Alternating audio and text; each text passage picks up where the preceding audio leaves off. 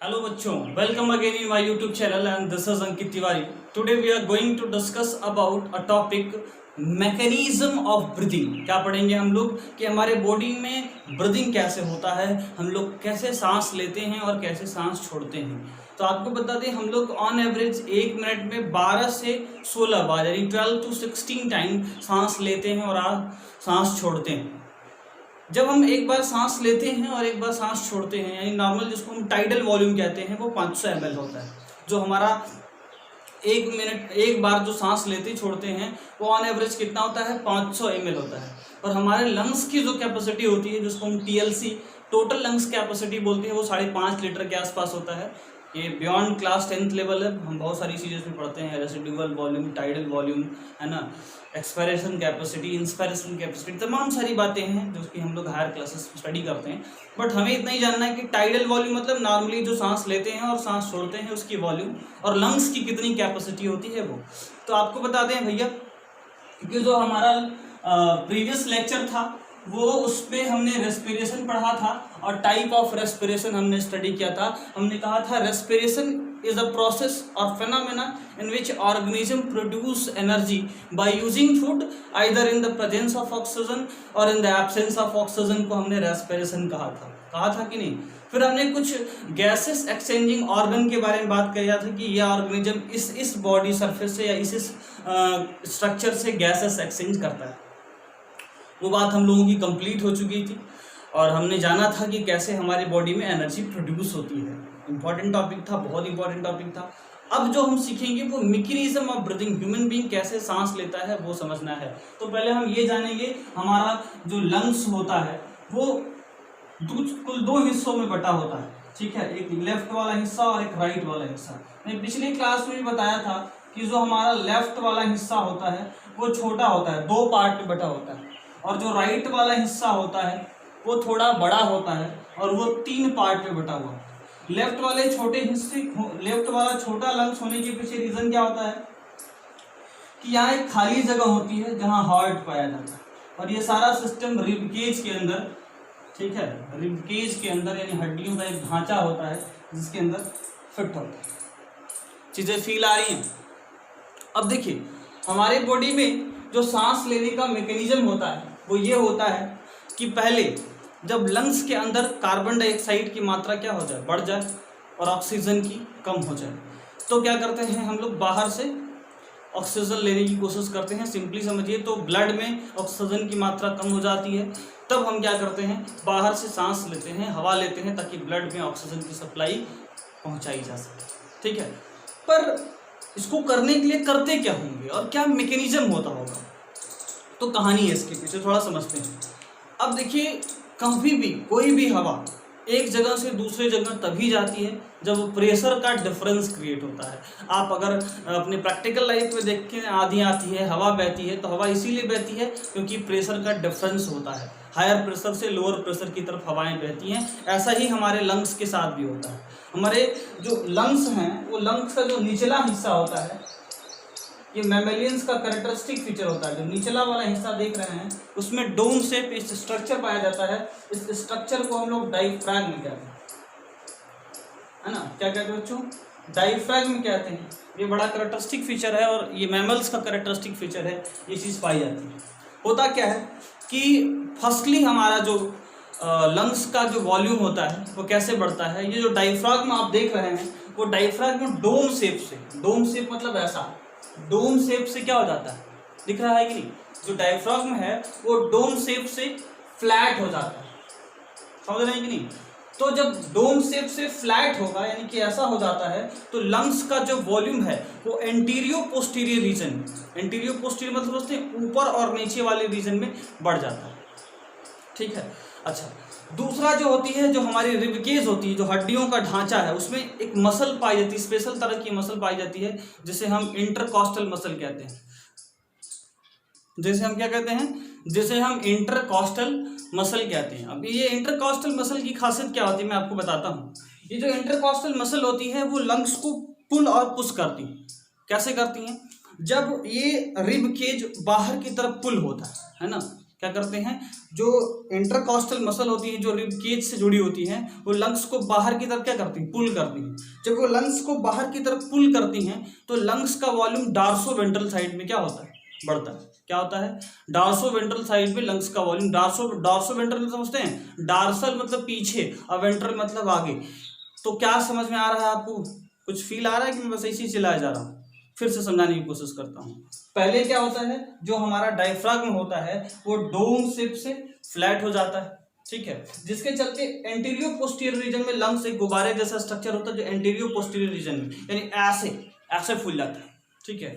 और जब हमारा ये जो इंटरकॉस्टल मसल है, जो कि हमारे रिबकेज में पाई जाती है, जब ये इसको खींचती है बाहर की तरफ, तो अब जो हमारा लंग्स का वॉल्यूम है वो डार्सोवेंट्रल यानी आगे पीछे भी क्या होता है, बढ़ जाता है। और इस तरह से हमारा जो लंग्स का वॉल्यूम है वो आगे पीछे और ऊपर नीचे दोनों बढ़ गया। बच्चों एक बात बता दें आपको कि जब प्रेशर बढ़ता है, जब प्रेशर कहीं बढ़ता है तो वॉल्यूम क्या होता है, कम होता है। और यहाँ क्या हुआ, यहाँ तो वॉल्यूम बढ़ा है, तो अगर यहाँ वॉल्यूम बढ़ा है तो प्रेशर क्या होता है, घटता है। यानी कुल मिलाकर के आपने एक ऐसी कंडीशन क्रिएट की जिसमें लंग्स का वॉल्यूम बढ़ गया और प्रेशर कम हो गया।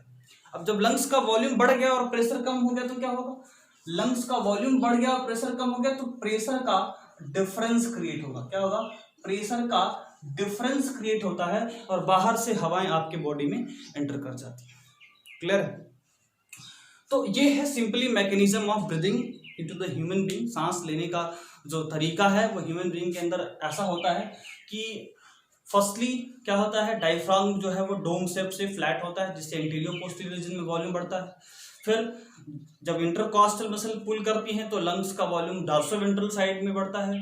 जब वॉल्यूम बढ़ता है तो प्रेशर घटता है और प्रेशर का डिफरेंस क्रिएट होने से हवा हमारे लंग्स के अंदर आ जाती है। These all are the mechanism of what, inhaling of air. ये एक क्या, ये एक जो है वो कह सकते हैं कि मैकेनिकल प्रोसेस होता है, तो एनर्जी एक्सपेंडिचर होती है। यानी जब हम एनर्जी जो है इनहेलिंग करते हैं, एयर लेते हैं, तो हमें एनर्जी क्या करनी पड़ती है, यूटिलाइज करनी पड़ती है। लेकिन जब एयर एक्सहेल करते हैं, निकालते हैं, तो हमें एनर्जी यूटिलाइज नहीं करनी पड़ती है। इस चीज़ को आपको समझना है, ठीक है।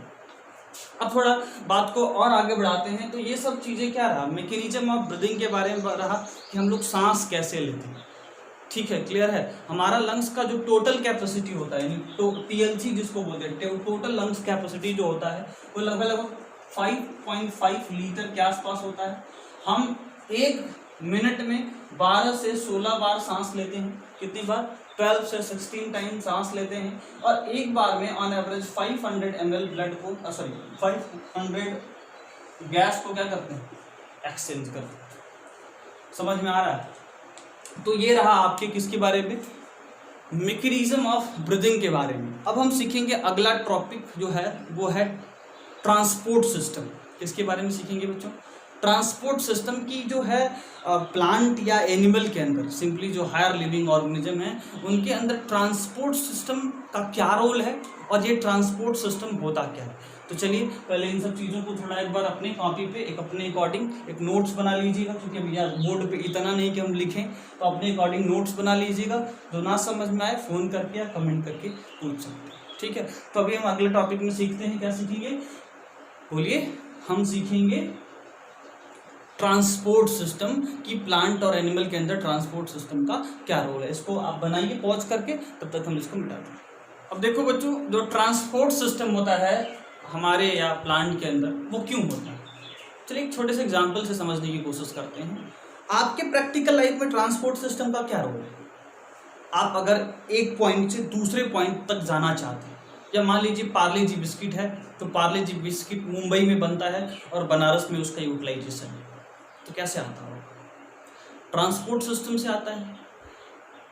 तो क्या रोल समझ में आ रहा है ट्रांसपोर्ट सिस्टम का, कि जो चीज़ जहाँ बन रही है उसका वहाँ रोल नहीं है ना, जहाँ डिमांड है वहाँ उसको सप्लाई करना ज़रूरी है। मेरी बातें फील आ रही हैं? तो ट्रांसपोर्ट सिस्टम भी कुछ ऐसा ही करता है। हमारे जो बॉडी में या प्लांट के बॉडी में ट्रांसपोर्ट सिस्टम एक पार्ट ऑफ द बॉडी से मटेरियल को दूसरे पार्ट ऑफ बॉडी में ले जाता है, ठीक है। जैसे मैं प्लांट के बारे में बात करता हूँ, तो प्लांट के अंदर जो उनका कह सकते हैं किचन जो होता है वो लीफ होता है, ठीक है। यानी सारा काम लीफ के अंदर होता है। अब लीफ को क्या क्या चाहिए, वाटर चाहिए, मिनरल चाहिए। वाटर मिनरल जाएगा कैसे, तो उसके लिए उनके अंदर जाइलम पाया जाता है। क्या पाया जाता है, जाइलम। और ज फॉर जाइलम, ज फॉर जल, इसके अंदर जाइलम और फ्लोएम पाए जाते हैं। ठीक है, क्या पाए जाते हैं, जाइलम और फ्लोएम पाए जाते हैं। जाइलम वाटर का, ज फॉर जाइलम, ज फॉर जल का कंडक्शन, और फ्लोएम जो है वो मिनरल का ट्रांसपोर्ट का। ठीक है, तो जो जाइलम होता है वो किसका, जाइलम जो है वो वाटर का, और जो फ्लोएम है वो किसका, मिनरल का ट्रांसपोर्ट करता है। अब थोड़ा ध्यान दिया जाए बातों पे, तो जाइलम जो होता है वो रूट से वाटर को उठाता है और लीफ तक ले जाता है। एक बात बताइए, प्लांट के अंदर ना तो कोई पंपी सेट पाया जाता है। भाई अगर आपके घर में टुल्लू लगा हुआ है तब जमीन से पानी छत पे पहुंचता है। पेड़ में कहीं टुल्लू देखा है, नहीं ना, फिर कैसे पानी चलता है? कभी सोचा है? नहीं सोचा है तो सोचते हैं। देखिए, जो छोटे प्लांट होते हैं, स्मॉलर प्लांट होते हैं, जो छोटे प्लांट होते हैं, जैसे कि मान लीजिए ग्रासेज हो गई, तो उनके अंदर एक नेगेटिव प्रेशर क्रिएट होता है ना, उसको बोलते हैं हम लोग रूट प्रेशर। ठीक है, ये एक तरह का पुशिंग फोर्स अप्लाई करता है, पुशिंग फोर्स अप्लाई करता है और स्मॉल डिस्टेंस तक वाटर को ट्रांसपोर्ट कराने में सक्षम होता है ना। 1 फीट मैक्सिमम 1 मीटर तक पानी रूट प्रेशर से चला जाता है। लेकिन यूकेलिप्टस के पेड़ में, जिसकी हाइट ऑलरेडी जो है 100 फीट 110 फीट के आसपास होती है, उसमें कैसे जाता है? तो उसके समझने के लिए, है ना, उसे समझने के लिए हमारे क्या को एक बात समझनी पड़ेगी। जो प्लांट होता है ना, वो प्लांट के अंदर ऐसे लीफ पाई जाती है और लीफ के ऊपर पाया जाता है स्टोमेटा। अब स्टोमेटा से होता है ट्रांसपीरेशन। क्या होता है transpiration? Loss of water through the leaf during a day time by the process of evaporation. अब ये वाटर जो लॉस होता है वो प्योर वाटर होता है ना। और जो सुबह सुबह घास के ऊपर आप जो देखते हैं, जो छोटी छोटी बूंदें होती हैं, वो जो छोटी छोटी बूंदें होती है ना, वो प्योर नहीं होती, उसमें थोड़े बहुत मिनरल भी होते हैं। पर जो ट्रांसपिरेशन होता है इसमें 100% वाटर ही होता है, प्योर वाटर होता है। इस ट्रांसपिरेशन से फायदा क्या होता है? जैसे ही पानी का लॉस होता है, ये है मान लीजिए जाइलम, तो रूट से क्या होता है, वाटर का मॉलिक्यूल ऐसे जा रहा है एक दूसरे से अटैच्ड। वाटर के मॉलिक्यूल में आपस में एक फोर्स लगता है जिसे हम कोहेसिव फोर्स कहते हैं। यानी को मतलब सेम, हेसिव मतलब मटेरियल, सेम मटेरियल के बीच में लगने वाला फोर्स, सेम मटेरियल के बीच में फोर्स लग रहा होता है। और ये इनको रूट से क्या कर रहा है, ऊपर खींच रहा है, पुल कर रहा है। अब ऐसे कैसे पुल करता है? जब एक वाटर का मॉलिक्यूल बाहर निकल जाता है, दूसरा वाटर का मॉलिक्यूल स्टिप पे आ जाता है, फिर वो निकल जाता है तो तीसरा आ जाता है, चौथा आ जाता है, और इस तरह से ये वाटर के मॉलिक्यूल को पुल करते हैं। तो इसको बोलते हैं ट्रांसपिरेटरी, है ना, ट्रांसपिरेटरी पुल मैकेनिज्म। ट्रांसपिरेटरी पुल मैकेनिज्म से प्लांट का जो बड़ा जो प्लांट होता है उसके अंदर पानी का ट्रांसपोर्ट होता है। तो किसी पंपिसेट की जरूरत नहीं होती है, ट्रांसपिरेटरी पुल मैकेनिज्म जो है पाया जाता है।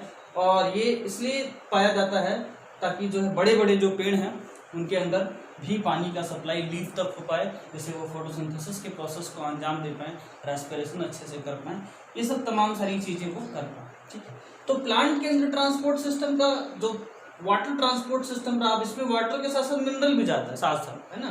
तो वाटर मिनरल तो चला गया किसके, जाइलम के थ्रू। और जाइलम जो है 2 तरह से पानी ले जाएगा, एक तो रूट प्रेशर से ले जाएगा स्मॉलर डिस्टेंस तक, और अगर लार्जर डिस्टेंस तक ले जाए तो क्या करेगा, तब लगाता है ट्रांसपिरेटरी पुल मैकेनिज्म। कौन सा मैकेनिज्म, ट्रांसपिरेटरी पुल मैकेनिज्म। और ट्रांसपिरेटरी पुल मैकेनिज्म से वो लॉन्ग डिस्टेंस तक पानी को ले जाता है। और इसमें क्या होता है, जब स्टोमेटा से वाटर का लॉस होता है तो पीछे वाला उस टिप पे आ जाता है, यानी पुल करते हैं, एक वाटर का मॉलिक्यूल दूसरे वाटर के मॉलिक्यूल को पुल करता है। और जब तक स्टोमेटा खुला रहता है तब तक लीफ को पानी भी जाता है, लगभग 99%, 99% पानी इवेपोरेट हो जाता है, लेकिन 1% पानी जो कि प्लांट को नीड होता है वो यहाँ लीफ तक पहुँच जाता है। और इस तरह से हमारा पानी सप्लाई हो जाता है इसको लीफ, यानी ये तो रहा वाटर का ट्रांसपोर्ट प्लांट के अंदर। अब आता है कि भोजन बन गया, यानी फूड अगर बन गया तो फूड का जो, अच्छा ये यूनिडायरेक्शनल होता है, ये ध्यान रखिएगा कि जो वाटर का जो ट्रांसपोर्ट होता है वो यूनिडायरेक्शनल होता है ना, यूनिडायरेक्शनल होता है। रूट से लेकर के लीफ तक हो सकता है, लेकिन लीफ से रूट तक नहीं होगा। समझ में आ रहा है कि नहीं? हाँ, लेकिन अगर फूड की बात करें तो फूड जो है वो लीफ से रूट को भी जाएगा, स्टेम को भी जाएगा, मतलब चारों तरफ मूव करता है। और इस प्रोसेस को हम लोग ट्रांसलोकेशन कहते हैं ना, ट्रांसलोकेशन क्या कहते हैं, ट्रांसलोकेशन, दिखा। तो इस प्रोसेस को क्या कहते हैं, ट्रांसलोकेशन कहते हैं। क्लियर है? तो अगर फ्लोएम की बात किया जाए, ये रहा फ्लोएम, तो फ्लोएम से क्या जाएगा, फूड जाएगा। और फूड बनता कहाँ है, लीव्स में बनता है, और वो रूट को भी जाएगा, स्टेम को भी जाएगा, ब्रांचेज को भी जाएगा। और प्रोसेस को हम लोग ट्रांसलोकेशन कहते हैं। ठीक है। और अगर बात किया जाए किसकी, वाटर की, तो वाटर यूनिडायरेक्शनली मूव करता है प्लांट के अंदर। समझ में आ रहा है? चलिए आगे बढ़ते हैं। अगर इतनी बात आपको समझ में आती है, हाँ, तो मिटाएं इसको, मिटाना कहाँ गया। कभी कभी आपके बोर्ड के एग्जाम में स्टोमेटा का लेवल डायग्राम पूछा जाता है, ठीक है ना, तो स्टोमेटा का लेवल डायग्राम भी आप लोग बना लीजिएगा अपनी कॉपी पे। इतना टाइम नहीं है कि हम स्टोमेटा का लेवल डायग्राम बने। आते हैं हमारे अपने पर्सनल बॉडी में, यानी ह्यूमन बीइंग के अंदर ट्रांसपोर्ट सिस्टम का क्या रोल है और कैसे हमारे बॉडी में चीज़ें ट्रांसपोर्ट होती हैं, समझते हैं थोड़ा। तो देखिए, हमारे बॉडी में ट्रांसपोर्ट सिस्टम के लिए पाया जाता है ब्लड ट्रांसपोर्ट सिस्टम। क्या पाया जाता है, खून ट्रांसपोर्ट सिस्टम, क्या, ब्लड ट्रांसपोर्ट सिस्टम पाया जाता है। ठीक है, ब्लड ट्रांसपोर्ट सिस्टम पाया जाता है। क्लियर? अभी जो ब्लड ट्रांसपोर्ट सिस्टम होता है वो क्या करता है, एक पार्ट ऑफ बॉडी से दूसरे पार्ट ऑफ बॉडी में मटेरियल को ट्रांसफर करता है।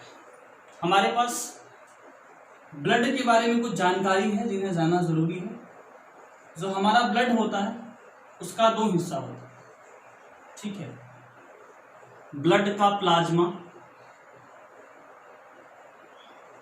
और ब्लड का कार्बोसेल्स। मेरे प्यारे बच्चों, अगर प्लाज्मा की बात करें तो प्लाज्मा जो है ब्लड का 55% हिस्सा, और कार्बोसेल्स जो होती है वो ब्लड का 45% हिस्सा, यानी कि 45% हिस्सा बनाती है। ठीक है, प्लाज्मा का 55% में से 92% तो पानी होता है। ठीक है, और उसमें जो 6 से 8% है वो कुछ मिनरल और सम प्रोटीन पाए जाते हैं, और उन प्रोटीन का नाम मैं लिख देता हूँ। एक पाई जाती है एल्बुमिन, ठीक है, एक पाई जाती है ग्लोबुलिन, और एक पाई जाती है फाइब्रिनोजेन। क्या क्या, एक पाई जाती है एल्बुमिन। एल्बुमिन जो होती है वो हमारे बॉडी में, हमारे सेल के अंदर ऑस्मोटिक बैलेंस करती है। क्या करती है बच्चों, ऑस्मोटिक बैलेंस करती है, यानी कि जो ऑस्मोसिस होता है ना, उसको बैलेंस करती है।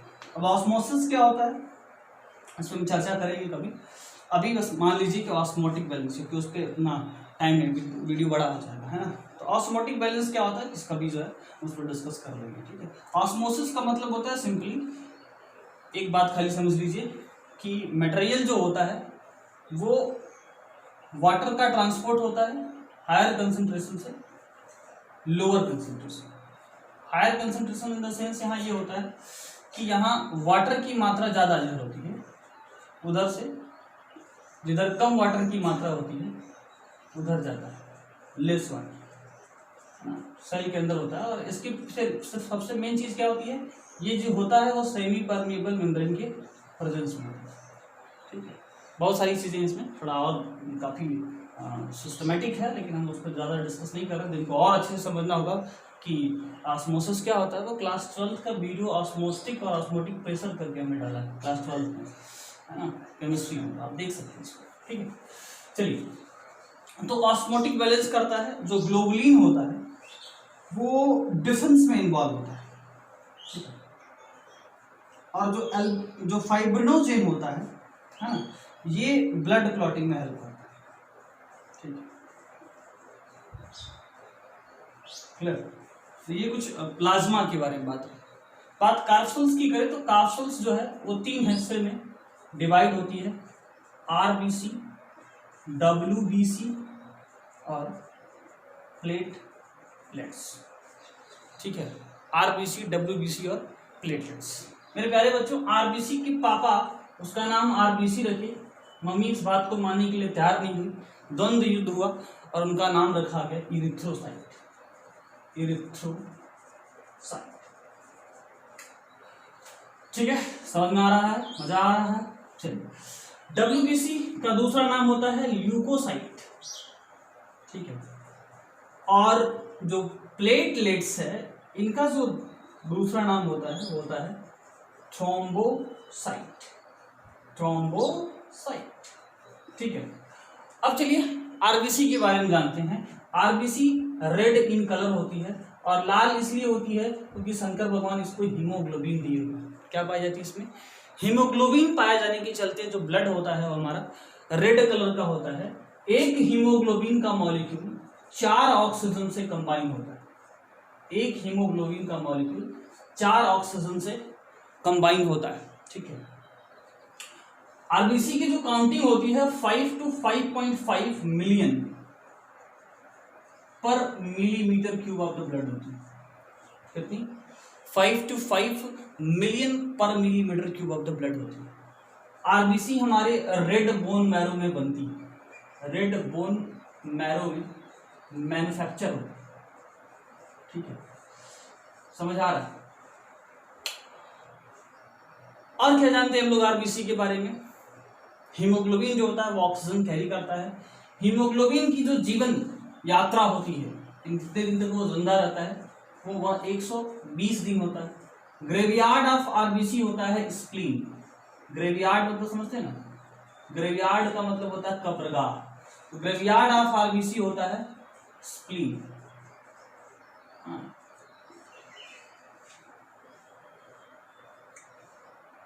इसके बाद क्या है,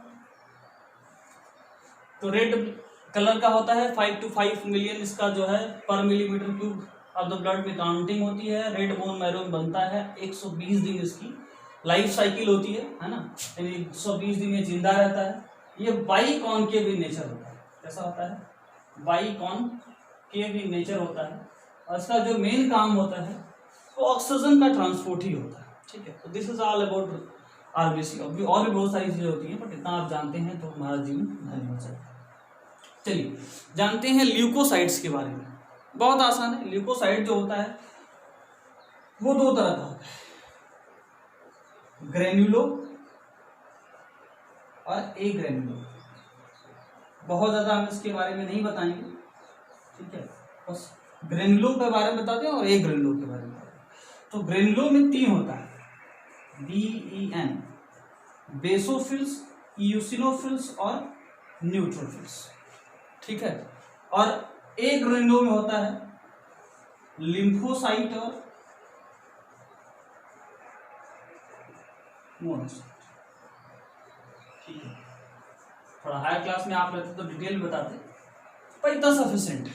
मेन काम जो होता है ल्यूकोसाइट का वो डिफेंस होता है। जितने भी हमारे शरीर में प्रतिरक्षा का काम होता है, जो रक्षा का काम होता है, वो सब कौन करता है, ल्यूकोसाइट्स करता है। और ये जो प्लेटलेट्स दिख रही हैं, ये जो प्लेटलेट्स हैं ये लोग ब्लड क्लॉटिंग में हेल्प करते हैं, ठीक है। और इनकी जो काउंटिंग होती है ऑन एवरेज 1.5 लाख से 3.5 लाख पर millimetre cube of the blood, ठीक है। तो this is all about your blood. अब हम नेक्स्ट वीडियो में ब्लड ट्रांसपोर्ट सिस्टम के बाद सीखेंगे ह्यूमन हार्ट के बारे में और कैसे डबल सर्कुलेशन होता है उसके बारे में सीखेंगे। तमाम सारी चीज़ों के बारे में हम अगले वीडियो में चर्चा करेंगे। आज के लिए बस इतना ही, फिर मिलेंगे एक नई दिशा, एक नई शुरुआत और नए जोशो जुनून के साथ अगले वीडियो में। तब तक के लिए धन्यवाद।